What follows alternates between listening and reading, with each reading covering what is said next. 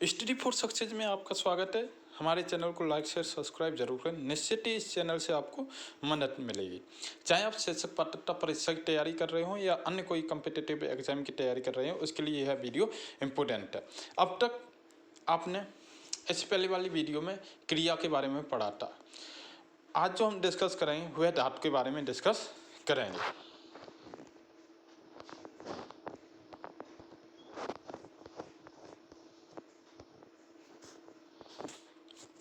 धातु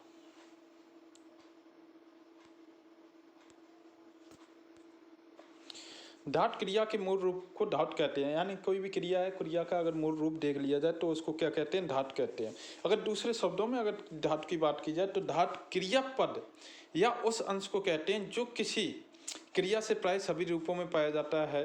तात्पर्य है कि जिन मूल अक्षरों में से क्रियाएं बनती हैं उन्हें धातु कहते हैं। जैसे पढ़, जा, खा, लिख आदि। तो जो यानी ये वाली जो चीज़ है, पढ़, जा, खा, लिख वाली जो चीज़ें हैं, ये कैसी हैं? ये सारी चीज़ें धातु कहलाती हैं।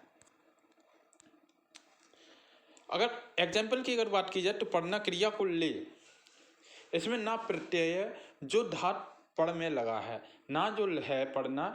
प्रत्यय की बात क्या होती है? प्रत्यय का मतलब होता है पीछे वाला, यानी जो लास्ट में लगा होता है उसे हम क्या कहते हैं? प्रत्यय कहते हैं। में लगाओ। इस प्रकार पढ़ना क्रिया में धातु है। अगर इसकी धातु की बात की जाए तो धातु क्या हो जाएगी? पढ़ हो जाएगी। इस प्रकार खाना क्रिया का धातु, तो इसमें धातु क्या हो जाएगी? धातु की अगर बात की जाए तो धातु हो जाएगी खा, और ना क्या हो जाए? प्रत्यय हो जाएगा। लगाने से बनी, यानी प्रत्यय जो लगाने से क्या बनी थी? खाना बना था। अगर सामान्य क्रिया की बात कर ली जाए कि सामान्य क्रिया में क्या होता है? क्रिया के मूल रूप में अर्थात धातु में ना जोड़ने से क्रिया का समान रूप बनता है। क्रिया का कैसा रूप बनता है? समान रूप बनता है जो पढ़ धन ना।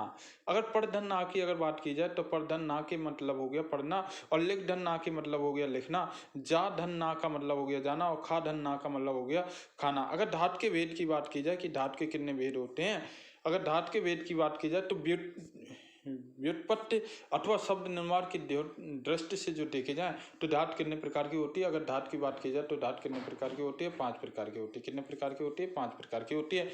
मूल धातु, यौगिक धातु, नाम धातु यानी नॉमिनल वर्ब की बात कर ली जाए, या मिश्रित धातु या अनुकरण धातु। अब यहाँ मूल धातु किसे कहते हैं? यानी मूल धातु स्वतंत्र होती है। यह किसी दूसरे शब्द पर आश्रित नहीं होती है। यह दूसरे शब्द पर आश्रित नहीं होती है। जैसे खा, देख, पी इत्यादि। यानी यौगिक अगर शब्द की बात कर ली जाए तो यौगिक शब्द में क्या होता है? यौगिक धातु किसी प्रत्यय से योग से बनती है। जैसे खाना से खिला, पढ़ना से पढ़ा, और इस प्रकार धातुएं अनंत पर कुछ एक अक्षरी या 2 अक्षरी या 3 अक्षरी या 4 अक्षरी धातुएं होती हैं। कैसी होती हैं? 1 अक्षरी, 2 अक्षरी या 3 अक्षरी या 4 अक्षरी धातुएं होती हैं। अगर यौगिक धातु की रचना की बात की जाए तो यौगिक की जो धातु रचना होती है, यौगिक की धातु रचना 3 प्रकार से बनती है। धातु में प्रत्यय में लगने से अकर्मक से सक्रमक, यानी धातु में प्रत्यय और अकर्मक में सक्रमक और प्रेरणार्थक धातुएं बनती हैं। और कैसी धातुएं बनती है? प्रेरणार्थक धातुएं बनती है। अगर कई धातुओं को संयुक्त करने के लिए संयुक्त धातु बनती है। अगर अगर बात की जाए कि कई अगर संयुक्त धातुओं को बनाने के लिए कैसी धातु बनती है? संयुक्त करने के लिए संयुक्त धातु बनती है। कई धातुओं को संयुक्त करने से संयुक्त धातु बनती हैं। संज्ञा या विशेषण में नाम धातु बनती है। अगर संज्ञा और विशेषण की अगर बात की जाए, अगर इन दोनों से संज्ञा या विशेषण में जो धातु बनेगी वो कैसी धातु बनती है? नाम धातु बनती है। अब नाम धातु होती क्या है? यानी नाम धातु नॉमिनल वर्ब कहते हैं जिसे इंग्लिश में।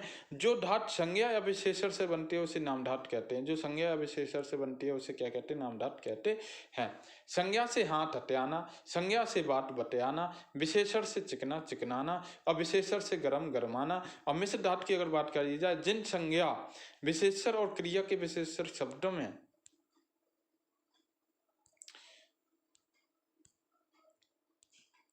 शब्दों के बाद करना या होना जैसी क्रियाओं का प्रयोग में जो नई क्रिया धातुएं बनती है उसे मिश्रित धातु कहते हैं। अगर करना या होना जैसी अगर क्रिया के पदों की अगर बात की जाए तो उन धातुओं को क्या कहते हैं? मिश्रित धातु कहते हैं। होना या करना या काम होना, देना से पैसा देना, उधार देना, मारना गोता मारना या डींग मारना, लेना से काम लेना या खा लेना, जाना से चले जाना या सो जाना, आना से किसी की याद आना या नजर आना। अनुकरणात्मक अगर धातु की बात की जाए कि अनुकरणात्मक जो धातु होती है वह कौन सी होती है? जो धातुएं किसी ध्वनि के अनुकरण पर बनाई जाती हैं उन्हें अनुकरणात्मक धातु कहते हैं। जैसे जो धातुएं किसी ध्वनि के अनुसार पर बनाई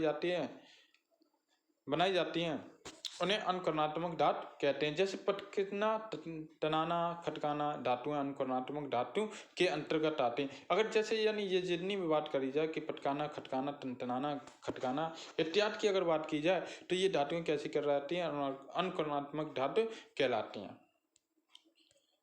यहाँ तक आपने धातु के बारे में पढ़ा था। हमारे चैनल को लाइक शेयर सब्सक्राइब जरूर करें, निश्चित ही इस चैनल से आपको मदद मिलेगी। जय हिंद, जय भारत। Thanks for watching.